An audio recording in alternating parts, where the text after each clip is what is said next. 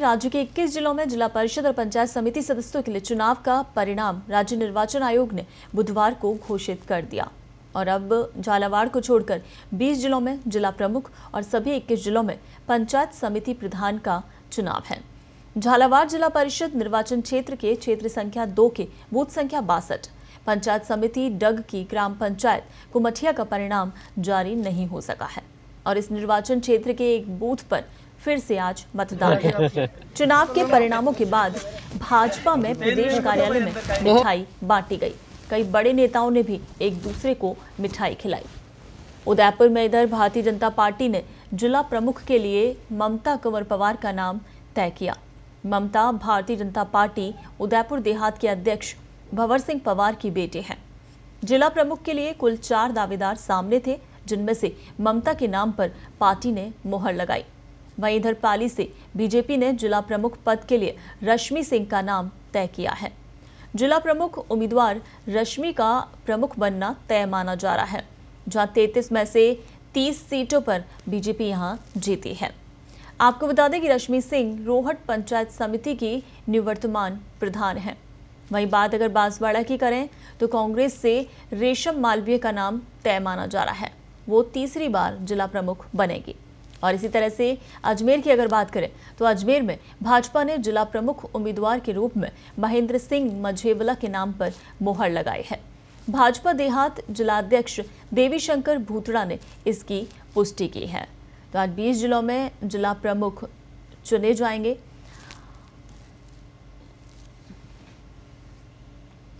तो आपको बता दें कि कल जिस तरह से परिणाम सामने आए हैं पंचायत और जिला परिषद चुनावों को लेकर, उसके बाद भाजपा मुख्यालय पर खुशी की लहर देखी गई है। मिठाइयों का वितरण किया गया है। कई बड़े नेताओं ने भी आपस में एक दूसरे को मिठाई खिलाई है। उसके बाद आज 20 जिले हैं जिन पर सुरक्षा के कड़े बंदोबस्त के बीच चुनाव कराए जा रहे हैं। कई बूथ ऐसे रहे हैं जहाँ पर आज फिर से यानी पुनर्मतदान हो रहा है। तो 21 जिलों में जिला परिषद और पंचायत समिति सदस्यों के लिए चुनाव का परिणाम जो घोषित हुआ, उसके बाद झालावाड़ को छोड़कर 20 जिलों में जिला प्रमुख और सभी 21 जिलों में पंचायत समिति प्रधान का चुनाव है। आज झालावाड़ जिला परिषद, जहां पर निर्वाचन क्षेत्र के क्षेत्र संख्या 2 के बूथ संख्या 62, पंचायत समिति डग की ग्राम पंचायत कुमठिया का परिणाम जो कि जारी नहीं हो सका और इस निर्वाचन क्षेत्र के एक बूथ पे आज फिर से मतदान हो रहा है। तो सुरक्षा के कड़े बंदोबस्तों के बीच ये मतदान चल रहा है। वहीं चुनाव परिणामों के बाद इधर भाजपा खेमे में प्रदेश कार्यालय में मिठाई बांटी गई। कई बड़े नेताओं ने एक दूसरे को मिठाई खिलाई। उधर उदयपुर में जहां भारतीय जनता पार्टी ने जिला प्रमुख के लिए ममता कंवर पवार का नाम तय किया। ममता भारतीय जनता पार्टी उदयपुर देहात के अध्यक्ष भंवर सिंह पवार की बेटी हैं और आज जिला प्रमुख के लिए कुल 4 दावेदार यहां सामने थे, जिनमें से ममता के नाम पर पार्टी ने मुहर लगाई है। तो वहीं पाली से बीजेपी ने जिला प्रमुख पद के लिए रश्मि सिंह का नाम तय कर लिया है। जिला प्रमुख उम्मीदवार रश्मि का प्रमुख बनना यहां से तय माना जा रहा है, क्योंकि यहां पर 33 में से 30 सीटों पर बीजेपी जीती है। तो कुल मिलाकर आज 20 जिलों में ये जिला प्रमुख चुने जाएंगे।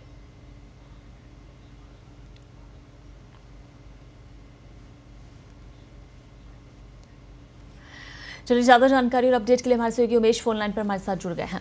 उमेश, जिस तरह से परिणाम सामने आया है उसके बाद अब जिला प्रमुख चुनने की बारी आ गई है। बीजेपी खासी उत्साहित नजर आ रही है, क्योंकि तस्वीरें जिस तरह की सामने आ रही हैं, मिठाइयों का वितरण किया जा रहा है, तमाम वरिष्ठ नेता एक दूसरे को मिठाइयां खिला रहे हैं। अब आगे क्या कुछ तैयारी है जिला प्रमुखों को लेकर, क्या सूची बन चुकी है? देखिए, बिल्कुल जो इस बार बीजेपी ने तय किया है कि किसी भी तरह की तोड़फोड़ से बचने के लिए वो सीधे नामांकन दाखिल करवाएंगे, क्योंकि आप देख सकते हैं कि पिछली बार जब निकाय के और कुछ पंचायतों के चुनाव हुए थे, जब उस समय भी बीजेपी को बड़ा इसे कह सकते हैं कि बीजेपी के साथ धोखा भी हुआ था। कई जगहों पर प्रत्याशी जीतने के बावजूद दूसरी पार्टी में जाकर शामिल हो गए, इस वजह से उन्हें खासी परेशानी का सामना करना पड़ा था। इस बार किसी तरह की तोड़फोड़ नहीं से बचने के लिए बीजेपी ने कि जो जितने वरिष्ठ नेता है जो कल सुबह बैठे थे, 3 दौर की वार्ता हुई। सतीश पूनिया के घर पे भी वार्ता, उसके बाद ये तय किया गया कि नाम घोषित नहीं किए जाएंगे, सीधे बताया जाएगा प्रत्याशी को और सीधे उससे नामांकन दाखिल कराया जाएगा, ताकि तोड़फोड़ की स्थिति से बचा जा सके। जी बिल्कुल। वही उमेश, कई जगह पे बताया जा रहा है कि बूथों पे आज फिर से पुनर्मतदान कराया जा रहा है।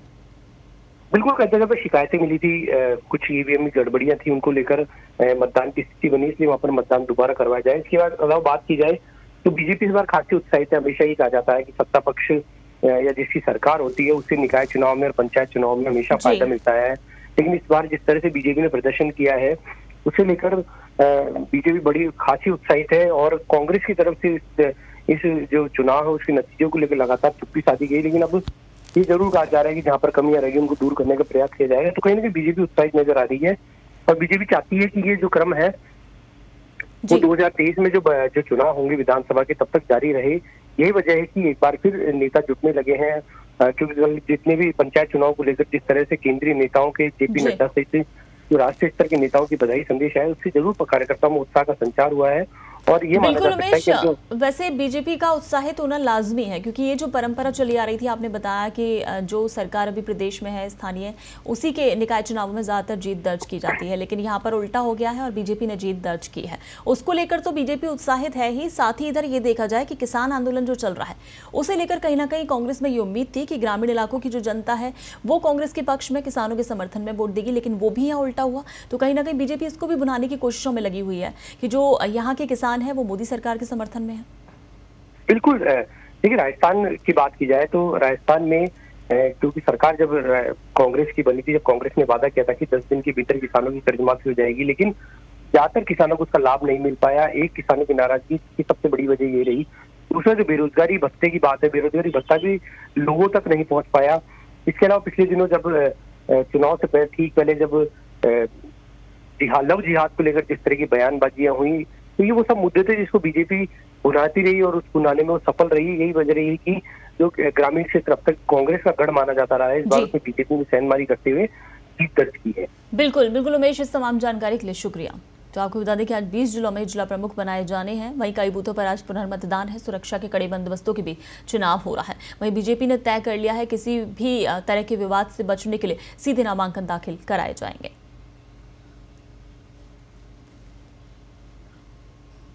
चलिए वहीं इधर हमारे सहयोगी फिरोज भी फोन लाइन पर हमारे साथ जुड़ गए हैं।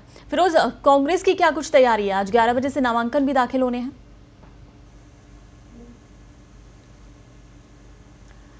चलिए फिर से जुड़ने की कोशिश करेंगे, लेकिन आपको बता दें कि जिस तरह से परिणाम सामने आए हैं जिला परिषद और पंचायत समिति के, उनको लेकर बीजेपी खासी उत्साहित नजर आ रही है, क्योंकि जिस तरह की परंपरा चली आ रही है कि जिस तरह की सरकार राज्य में है, जो सरकार उसी का नेतृत्व निकाय चुनावों में देखा गया है, उन्हीं की जीत दर्ज की गई है। लेकिन यहाँ पर उल्टा हुआ है, कांग्रेस की सरकार होने के बावजूद भी बीजेपी ने काफ़ी सीटें अपने नाम कर ली हैं।